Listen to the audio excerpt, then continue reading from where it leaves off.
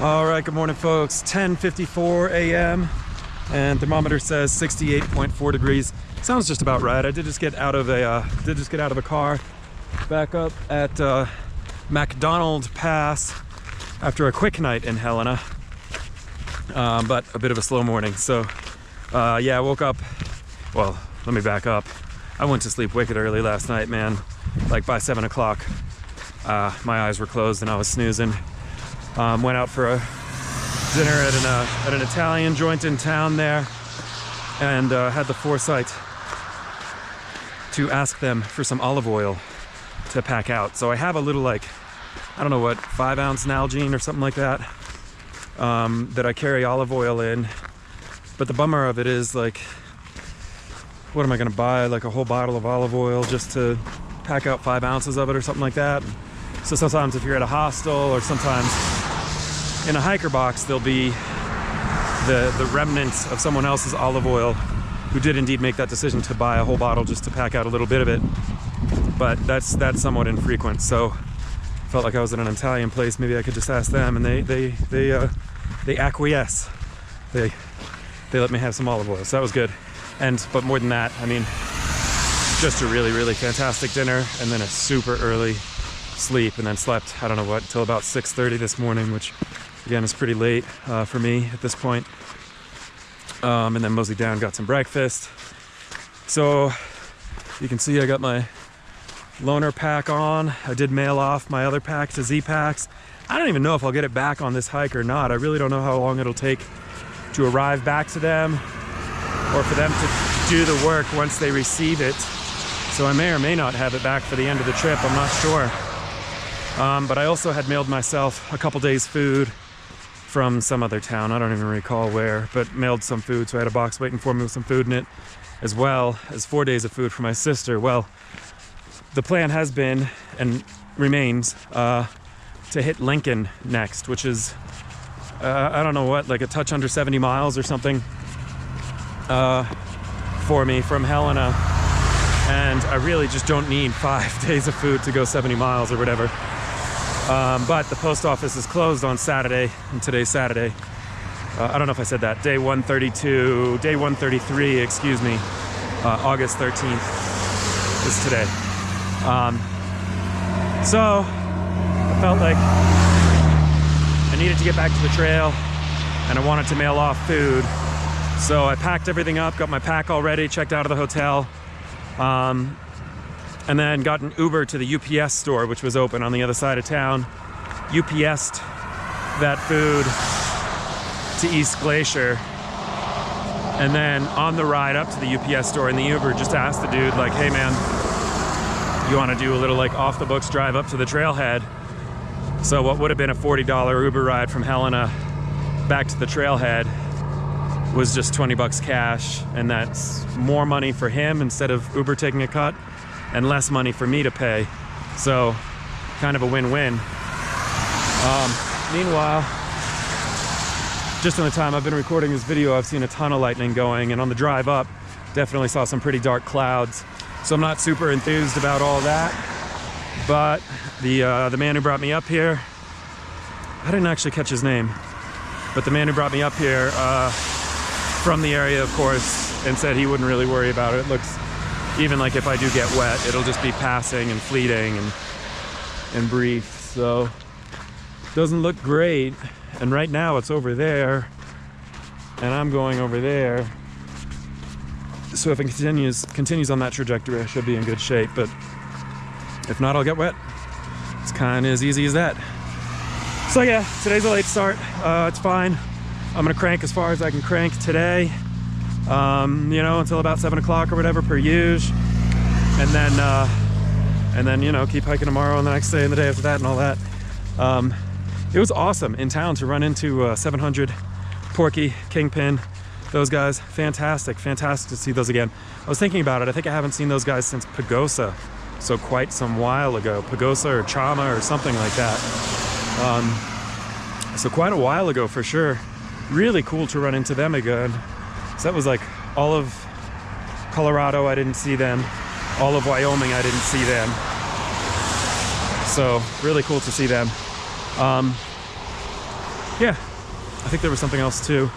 Oh, this next little section as well is going to be rather scarce on water availability. So 700, when I was talking with him some yesterday, he pointed out that there's a little bit of a like a Forest Service road walk that follows a creek or something.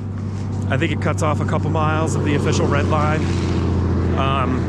but I think that's probably what I'm gonna do, is just follow that creek, which will be at some point today. So at some point, if you see me diverge from the CDT, I'm not going crazy for another 500-mile alternate. I'm just trying to get water, man. So, all right, well, that's all I got. Look at that sky. Not great.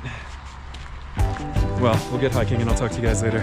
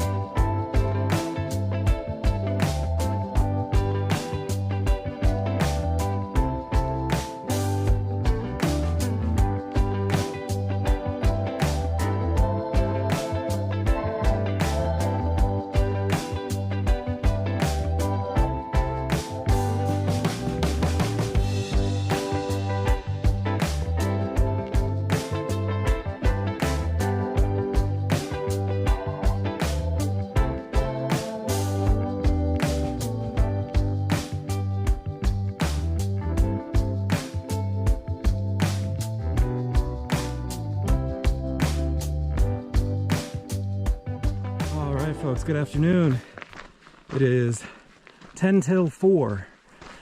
It is 3:50 and it is 86.6 degrees. It's warm today. And the sky's beautiful. And there's a lot of pretty clouds, but not just the pretty kind, not really the helpful with shade kind. It is day 133, multiple of 7, weekly health update time.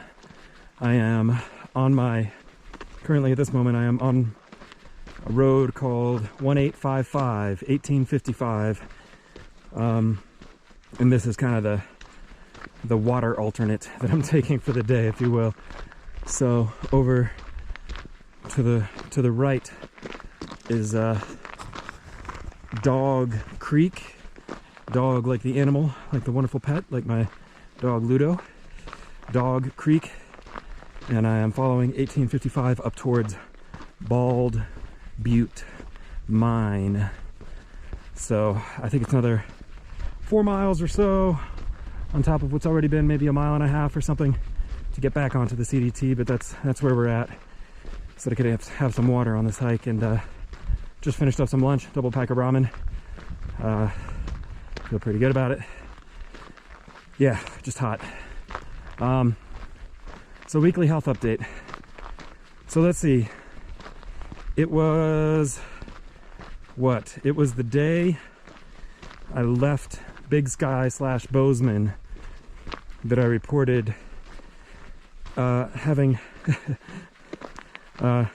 overlooked putting on my left darn tough wool sock.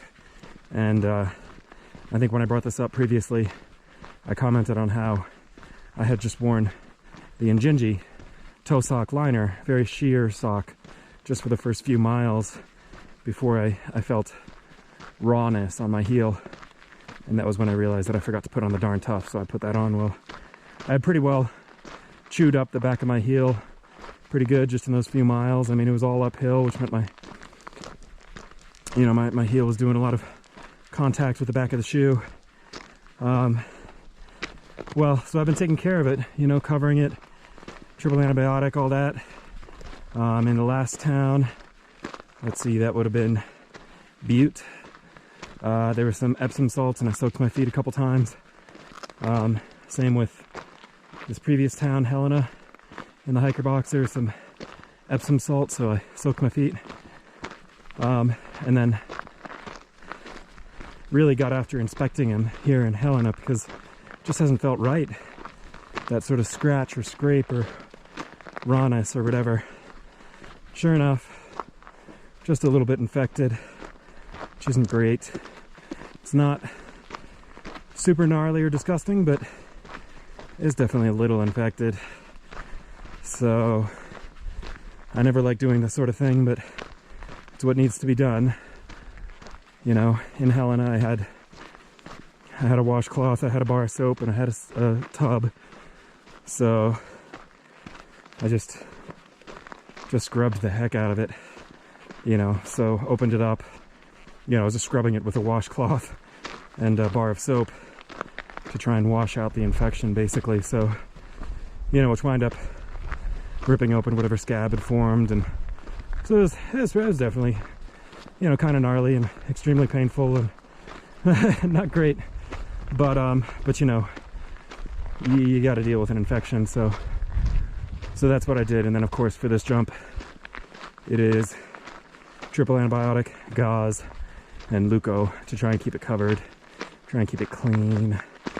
And luckily this is yet another pretty short jump, so hopefully I'll be able to look at it again come Lincoln in another couple days.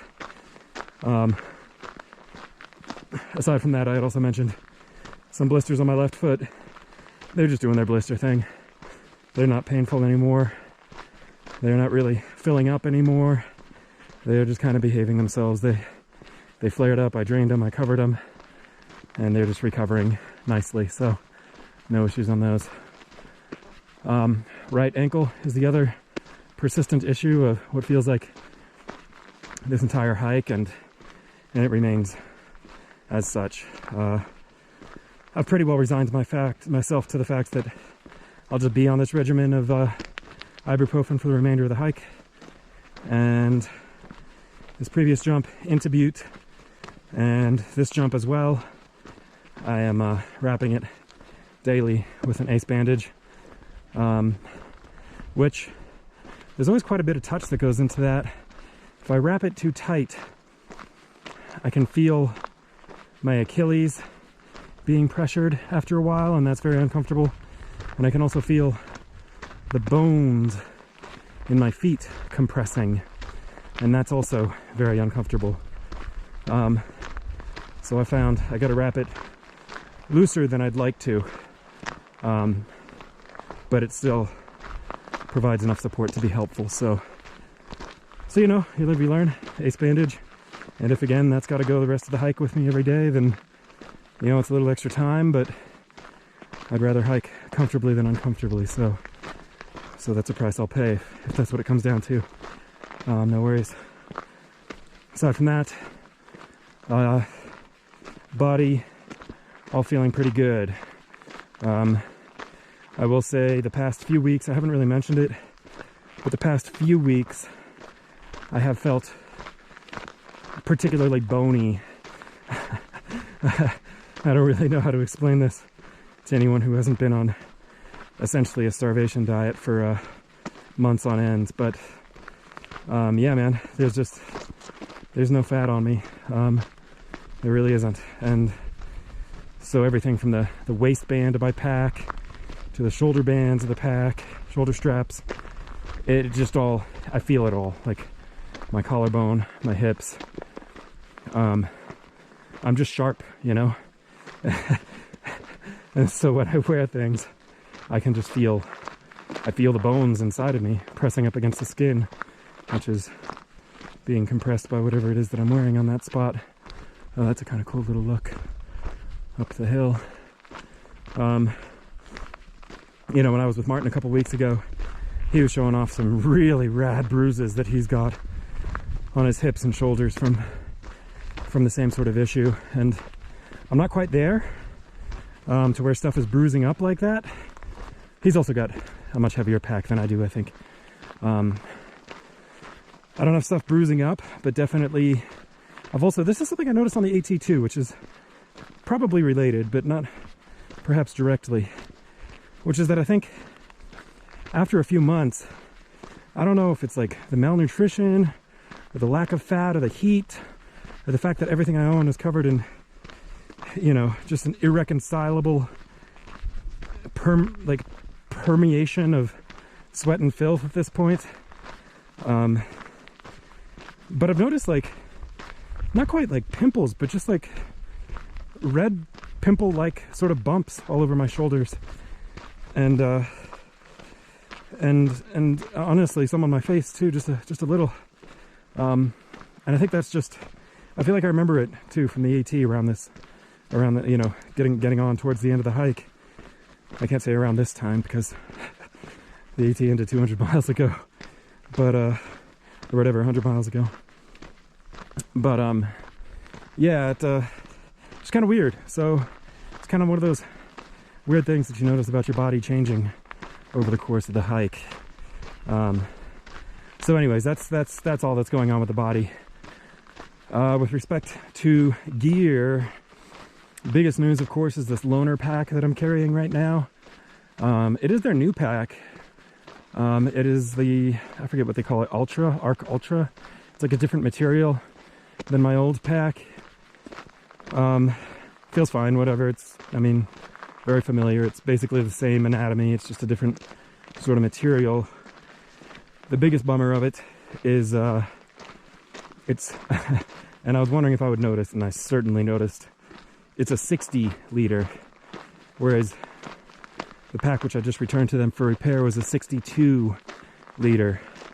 And again, I was really wondering whether I would notice. I was trying to convince myself that there was no difference, but then when I was packing up this morning, man, there's a big difference. That extra 2 liters means a lot to me. Not so much for this jump, because I'm not carrying a lot of food, but to be perfectly honest, I think if not the jump out of Lincoln, the jump out of Augusta to get to East Glacier. Now it might be 4 or 5 days or something like that. I don't really know. Maybe 6. I don't really know. I haven't looked at it in great depth. But either way, I'm going to need a lot more food, and kind of wondering how in the world I'm going to carry it, to be honest. But you know, I'll cross that bridge when I get there, I guess.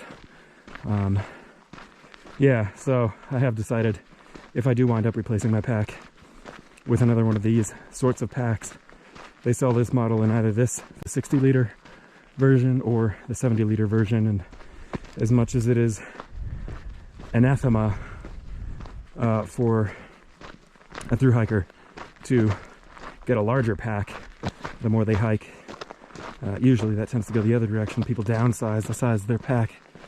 I think that's what I would do. It's got a 70 liter. Let's see what else. I did also, I don't know if I mentioned, so I know I mentioned that I got a new Sawyer filter, whatever, a couple stops ago or something. My folks mailed out a new Sawyer filter in a box that my sister sent me. I'm not sure if I mentioned that with that old Sawyer filter, rather than just ditch it or trash it or hiker box it or mail it home or whatever, I remember that Sawyer has theoretically a lifetime warranty, so called them up, mailed it back to them, and just yesterday I got word from my wife back home that I have a package waiting for me from Sawyer back home. So it's not much of an update because I'm not really sure what's in that package, whether it's just a brand new filter or whether they just returned my filter and you know, included a note telling me to pound sand or whatever. But it was a pretty quick turnaround anyways. Definitely a pretty quick turnaround. Yeah, so I think, yeah, because I mailed them that from Bozeman, so that would have been like a week ago, 2 weeks. I don't really know. You guys know better than me. Yeah, so that I think is just about the end of the weekly health update.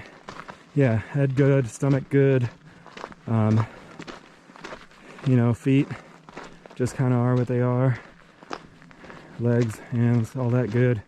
Those little splits that I was getting on my fingers, I'd noticed them kind of rekindling a little bit, reconstituting, whatever, I don't know, redeveloping, I don't know.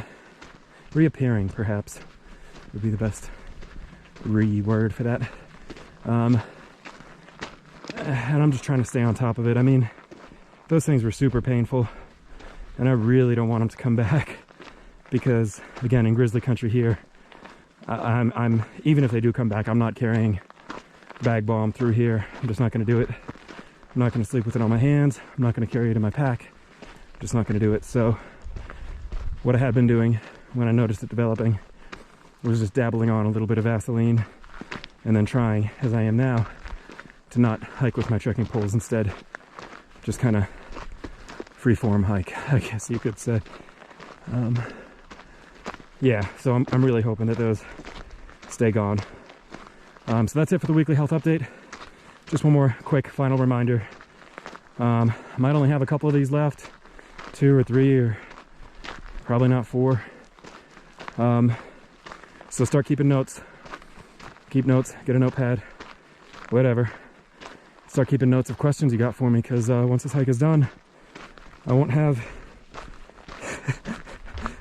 a constant flux of material and content for you. And I'm also really excited to answer whatever questions you guys have developed over the course of this hike or these videos. So make your notes. Any questions you have for me in the post-hike era.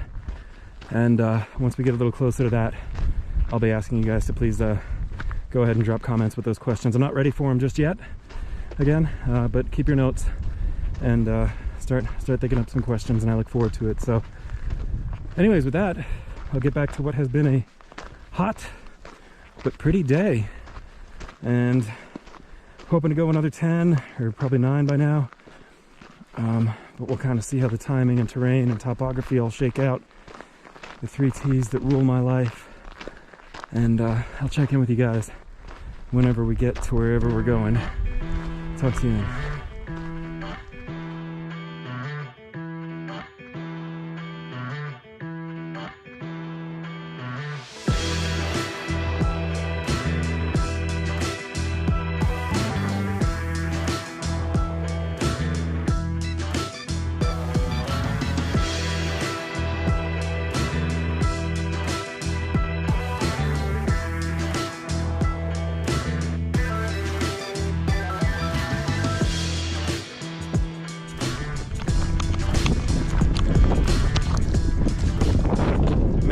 Close to camp, and that white pickup just pulled over and veered me, man. How cool was that? White pickups.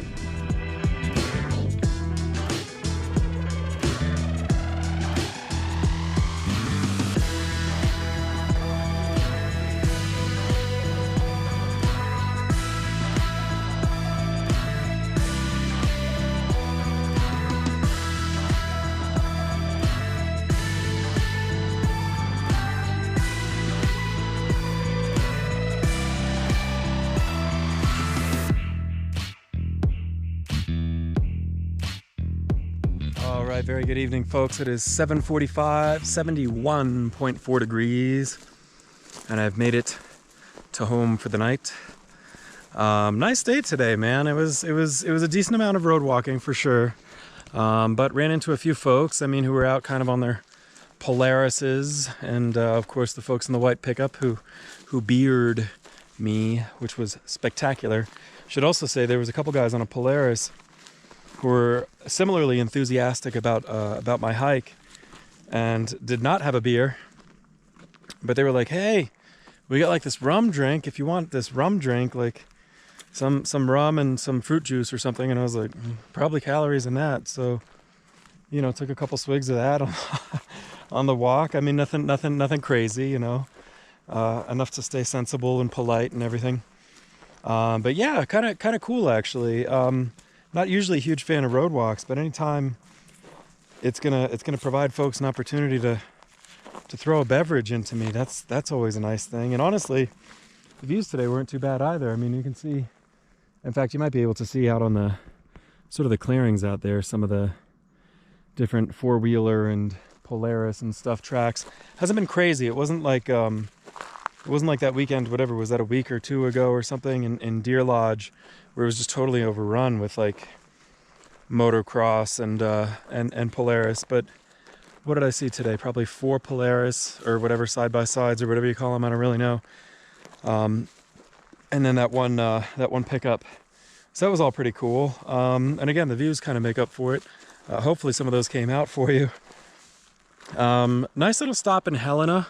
I'll say that town definitely has, like, I don't know, I guess it was maybe just the hotel I was at or something, but there must have been like some kind of like, I don't know what, I hate to speculate, but there was some kind of like establishment across the street from the Budget Inn Express there in Helena that must have been like, I don't know what, if it was like a food bank or a methadone clinic or something. I mean, I didn't have any problems or anything like that, but there were definitely some folks around who looked a little down on their luck. So that was a little strange, because that was also just like 2 or 3 blocks, if that, away from like kind of like the premier, what I took to be the premier strip in Helena, which I suppose when your premier strip in your town is a street called Last Chance, or in this case Last Chance Gulch, perhaps that's the sort of outcome one could anticipate. But either way, Helena, not a bad town. Nice restaurants, a couple nice bars, a couple nice shops and boutiques and stuff like that. Not a bad little town. I didn't need to resupply, so I didn't check out the grocery situation at all. That was kind of not a priority for me.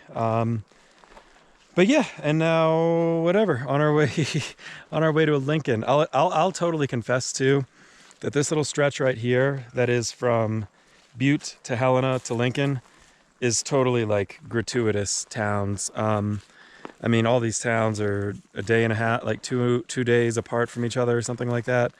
2.5 days or something like that. Most hikers are skipping at least one of these towns. But whatever, I kind of want to check them out. And honestly, the hike is winding down, man. I hate to say it, but like, I was looking at my mileage moving forward, and it's fewer than 400 miles remaining on the trails. So at this point, I mean, just like when I was talking to Porky and Kingpin, and actually 700 for that matter yesterday, after running into those guys in town, which was super awesome. Everyone's like, bro, we're hitting the brakes. Like we're trying to stretch this thing out and enjoy the hike and all that. I'll say to this point, Montana's been, I mean, I hate to speak negatively about any of this, because I am totally enjoying the heck out of not every minute, most minutes of this hike. But I will say Montana so far has been not as I anticipated, but I really think that's all going to change after Lincoln. The two things that jump right out to me about Montana so far has nothing to do with the state itself or the people or anything like that. The state itself, I'm sure, is great. The people have all been fine and dandy. But the hike, I mean, for one, Montana, I mean, it's a state named for mountains, and there is scant water in this state. I mean, you really gotta watch your water in Montana, because, I mean, 15 miles between sources isn't unheard of. And indeed tonight, when I stopped and got water from those cows, they were kind enough to share. A couple nights ago, I shared with a frog. Tonight I shared with cows, or I should say, frog shared with me and the cow shared with me.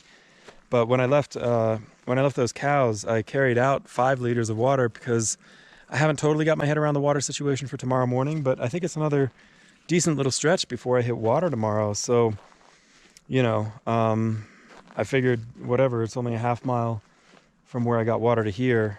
So I carried out 5 liters, and I'll double check the maps and stuff tonight. So that's the one thing I've noticed about Montana, definitely, is water scarcity is part of the game again. And the other thing is just that the state really hasn't been, like, scenery wise, hasn't been anywhere near as amazing, to be perfectly honest, as I would have hoped. But again, I'm really, really excited for what's coming up. I mean, after Lincoln, we go straight into the Scapegoat Wilderness. Right after that is the Bob. Right after that is Glacier. Right after that, I mean, I guess I take a plane home or something. But yeah, so those are kind of the two takeaways from Montana so far. Aside from that, today was a great day. Definitely got in some miles considering the late start. Hoping to bang through, 30 plus tomorrow. We'll kind of see how we go, and set myself up yet again for another short day into Lincoln the day after, which would be, I guess, 1:35 or something. Yeah, so that's about it. Oh, I didn't show you home for the night, but there it is. Same old familiar tent. Probably going to try and leave all the flaps open tonight. I did also record a couple clips of how I hang my pack. I just saw a comment from one of you guys asking how I hang up my pack. So basically the way that goes is it's just straight through the little top loop, or the loop, kind of like the most useless loop on the whole pack, the one right up at the top that you would use to hang it on a nail at home or something like that. So anyways, basically you start by putting the trekking pole in and making sure that the strap on the trekking pole is facing out away from the tent so that it's more accessible. You want the strap where it exits the pole to be pointing away from the tent. And then you take that useless loop on the pack, and let's see, you run an extra. I always carry an extra tent stake just in case I lose or break one, but you could also just as soon use a stick or something like that. So you take an extra tent stake, run that through that loop on the pack. From that loop on the pack, you run it through the loop of the trekking pole, and then one more time back through the loop of the pack. And this way you've created essentially a little toggle. I also tend to pull the tent flaps up over the trekking pole, just so that in case in the middle of the night it starts dumping rain, stuff like that, and I'm kind of like frantically and sleepily trying to pull down the flaps, I don't accidentally catch them and rip any material or anything like that on the trekking pole. So just another kind of detail point of what I do there. But anyways, thanks so much for that question. And to everyone else, thanks so much for watching and hanging in with me. Yeah, man, starting to get to that bittersweet time of the hike. But we'll enjoy it. We'll enjoy what's left of it for sure. And I will check in with you guys tomorrow.